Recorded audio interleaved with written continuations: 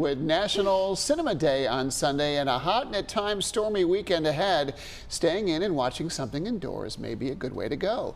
And if you're in need of suggestions, don't worry, we got you covered. With help from Dale Pollock, of course, our local film critic and friend to the show every Friday. Dale reviews 3 titles for us each week. Good morning, Dale. It's always great to have you. Good morning, Audrey and Brian. Nice to see you both. Good to see you, You too. So tell us about the first one. It's titled Underrated on Apple TV+. This is a biography of Stephen Curry, and basically he is assumed to be the greatest shooter in basketball history. He has made more three-point shots than anyone in history, and his moves seem effortless. And so this documentary really explores 2 things, his background and his prowess as a basketball player. The background is really interesting because it pivots on a relationship with his coach from Davidson College, which is where he first made his name and, of course, took Davidson to the NCAA tournament for the first time in the school's history. But Bob McKillop, his coach, and Stephen Curry, even though his father, Del Curry, a great NBA player on his own, is a very strong figure in this. It's really the relationship between the coach and the player that hits home the best and is the best aspect of this film. Like most of these recent biopics, this is pretty soft. You don't see any rough edges on Steph Curry. He's the greatest teammate. He's the greatest father. He's the greatest husband. And so that's kind of how this plays out. But just to watch his moves and to watch how he perfected his art form, the art of the perfect three-point shot, is just fascinating. And I gave this 3 popcorns because it's not too incisive. It never digs beneath the surface to really talk about what makes a star athlete. But it's a wonderful view of how someone assumes the mantle of being one of the greatest players in history. And I thought that was the most interesting aspect of Underrated. I like that. Yeah. I typically like films or documentaries about athletes that you would call the GOAT. You know, Tom Brady, Michael Jordan, Sure. Tiger Woods, now Steph Curry. Why do you think it's called Underrated? Yep. Do you think people kind of don't give him enough credit? Well, he's so small. I mean, no one thought he would be able to make it in the NBA because he's, under 6 feet. But as it turns out, that didn't matter. The shot is what mattered, and that's what he perfected. And worked on it for it. Just always amazed me going behind the scenes and going behind these great athletes and seeing what made them who they are, because I firmly believe it goes beyond just the talent that they possess. It's who's in their life and how they help shape and mold them in their careers over time, Dale. And that's where his coach played a really big role in his life, and he's given that credit in this documentary. Okay. 3 popcorns it is. Great. I'm probably going to watch that one myself. Let's move on to our next one, Dale. Talk about Painkiller. That's on Netflix. Well, if you remember, it was just 2 years ago that a very good series on the identical subject came out called Dopesick with Michael Keaton, and it won a bunch of Emmy Awards. So I'm not sure what was really the motivation to tell the same story 2 years later. And once again, the Sackler family, which is at the heart of the scandal, who made billions of dollars off of OxyContin, at the end of this film, they still get away with paying almost nothing. So I'm not sure why we have to go through this again. It is very well acted. Matthew Broderick does everything but twirl his mustache as the villainous Richard Sackler. And Uzo Aduba is the kind of investigator who provides the through line. The problem is there's nothing new here. We've seen it before, and we've seen it done really well.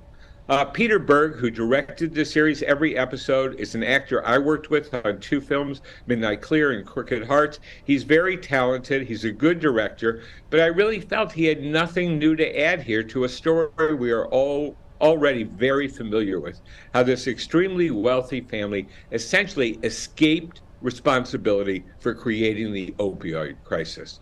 And I don't know, maybe 2 miniseries are enough. I hope there's not a 3rd one coming. Okay. Dale, let me ask you this. If the first one had never seen the light of day, or for people who have not seen the first one, is this good enough to see on its own merits? Absolutely. Absolutely. I don't think it's as good as the first one, but it's still definitely worth watching, particularly for Matthew Broderick's performance. I haven't seen him in anything on the. He's been doing a lot of Broadway lately, so it's really nice to see him on the screen again and be reminded of what a good actor he is. That's great. What's your popcorn rating? 3 popcorns. Okay. 3 again. I mean, I appreciate Dale even, acknowledging that it's a little kind of unnecessary to have a second series regarding this same topic and saga, but you appreciate the good acting and the storytelling. So 3 popcorns. Yep. All right. It's an important subject. That's true. It is. It has been in the headlines for quite some time now. All right, the third one, The Last Thing He Told Me on Apple TV Plus. Disclaimer, Dale, I am reading this book right now, so I'm about 3/4 of the way through. Don't tell me how it ends. All right. The novel by Laurel Dove was a major bestseller, and it's a good series to take on. And the person who really makes it work is Jennifer Gardner. She plays the wife of the husband who disappears, and a new actress I've never seen named Angourie Rice plays the daughter, and it's really the conflict between the two of them, the stepmother and the daughter, that is the heat in this series as they look for their missing husband and father. It seems stretched out at 7 episodes, and I've got to say, and I'm not going to ruin this for you, Audrey, it's one of the more disappointing endings I've seen in this kind of a series, which really builds up to the question, okay, what actually happened? And at the end, it just deflates. And I'm not sure when they did that because they planned to bring back a second season, so they didn't really want to resolve the conflict that's at the heart of this.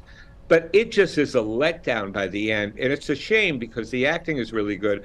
Although I will say, Jennifer Garner looks constipated throughout this film. I mean, she never smiles. She just looks really pained, is the word I come up with. And I'm not sure why, and it doesn't really help the series. She's a very good actor. She can really, handle her scenes, but she just looks unhappy. Constipated. You said it, Dale. She looks constipated. Okay, very good. I've never heard anyone say that word on TV. It's very descriptive.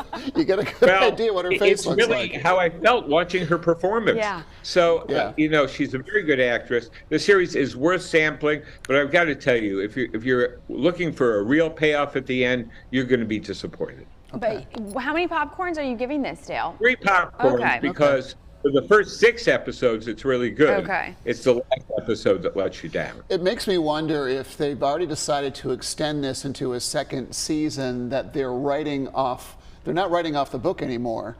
They're probably taking it kind of close to the end of the book, and then they're probably taking the storyline somewhere else. That's my guess. Wow. I think that's a very good possibility. I looked up. It has not been announced for a second season yet. But I wouldn't be at all surprised if that happens. I kind of think the book is dragging on, to be honest, right now. So I'm shocked that it's not just a movie. I was surprised that they're making this a series. That seems too long. Well, what's your popcorn rating, I Audrey? agree with you. And this is going to be happening with a lot of books. You're going to see, instead of there being an hour-and-a-half or 2-hour movie, it's going to be a 6 to 7 episode series. And some books just can't handle being stretched out that long.